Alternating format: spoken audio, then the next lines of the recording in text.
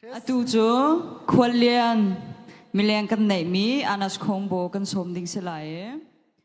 Anas Kongbo he Socialdemokrati dimi party ION Denmark Parliament chungtelase. Hika Esbjerg area hin team miese. Jun hika kopi jol changnak. Hin kumtam pi atel chang miese. Esbjerg Council zonga hin araktuan miese. Julong silawin. Atu Denmark Immigration le Integration Committee a Chairman Atuan Leo miese. Zapai beng nak he som hause.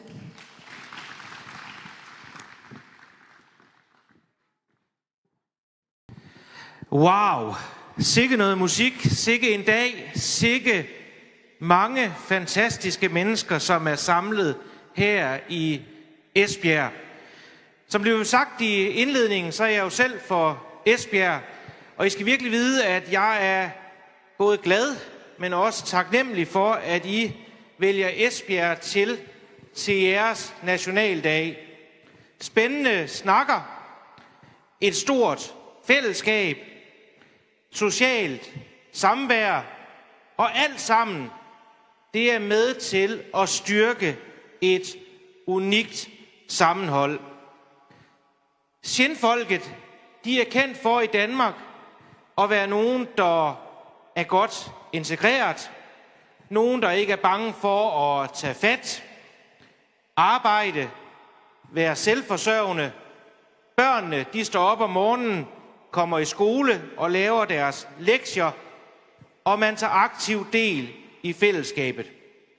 Det skal I vide, at det har jeg meget stor respekt for som formand for Folketingets udlændinge- og integrationsudvalg.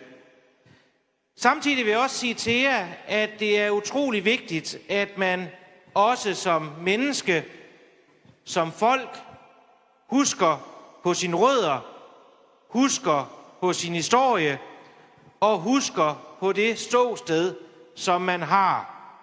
Og jeg har haft en stor fornøjelse flere gange og haft møder blandt andet med præsidenten, hvor jeg må sige, at der med stolthed i stemmen fortælles om netop jeres kultur, og hvordan jeres kultur den er med til i samhørighed også at bidrage til, at Danmark bliver et bedre sted. Jeg ved, at I kæmper for demokrati. Jeg ved, I kæmper for ligestilling. Jeg ved, I kæmper for retfærdighed. Jeg ved, I kæmper for frihed og ytringsfrihed. Rigtig vigtige værdier i et demokrati, og hvis samfundet det skal fungere i god sameksistens. I 2003 og 2005, der var der et meget stort ryk ind fra Burma her til Danmark. Der var folk, der flygtede for undertrykkelse og forfølgelse, og derfor synes jeg også, det er helt essentielt og meget vigtigt, at så mange her på scenen netop har betonet frihed og demokrati og ordentlighed. I den samtale, jeg har haft med repræsentanter for jeres folk, så ved jeg også, at mange synes, at når man møder det danske system, så bliver man ligesom puttet i sådan en generel kasse, og der tages ikke et nødvendigt hensyn til netop de helt særlige værdier, der kendetegner jeres folk. Og her vil jeg gerne fortælle jer, at vi er blevet enige om, at repræsentanter for Shinfolket, de om ganske kort tid, der gæster de Folketingets udlændinge- og integrationsudvalg, hvor jeg er formand, og hvor man får lejlighed og mulighed for at fortælle om netop det, der gør jeres kultur og jeres folk helt særligt og helt unikt. Det vil jeg gerne være med til at fremme, at de synspunkter, dem bliver der lyttet til, og dem bliver der hørt til, og dem skal man også forsøge at tage hensyn til. Jeg ved også, at flere af jer, I har været i Danmark i rigtig mange år. I har taget Danmark til jer. I har fået børn her i Danmark. Og nogen har sagt til mig, at jeg kan også se, at I har det danske flag her på scenen, at selvom I holder af jeres kultur, så er der rigtig mange, der gerne vil have et dansk statsborgerskab. Nogen har en forestilling om, at det er svært. Det tror jeg ikke, det er en helt forkert forestilling. Det er det.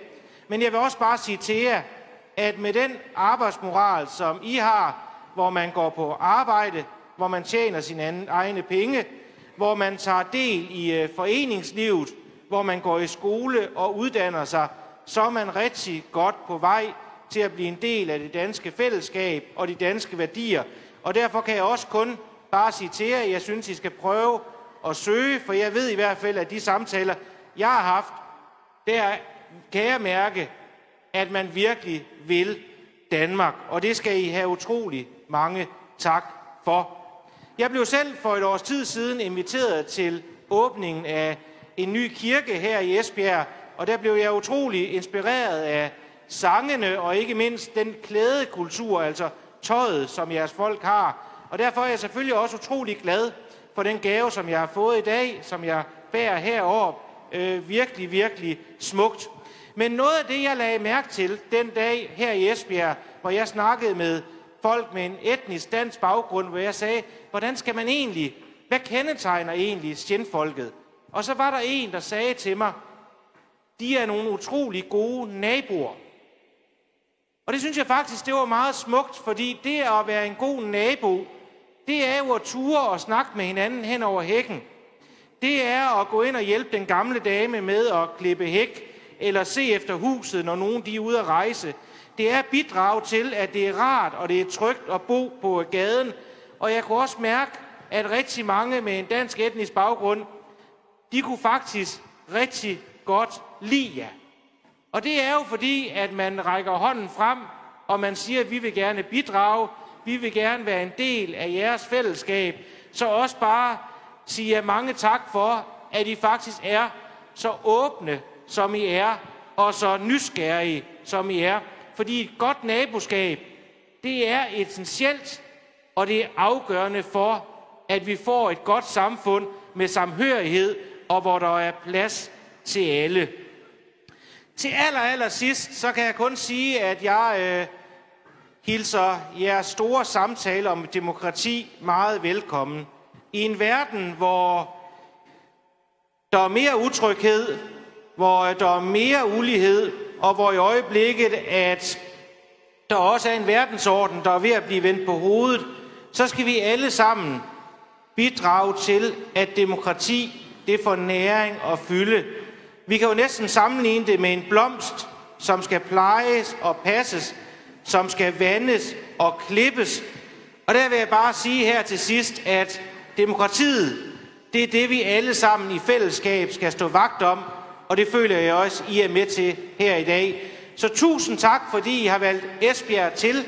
Jeg håber, I får en dejlig dag med social samvær, fællesskab, konkurrencer, og jeg glæder mig selv til at besøge standene nede bagved, og så tage videre del i den gode dialog, jeg har med præsidenten og andre dygtige repræsentanter for Sjenfolket. Tusind tak.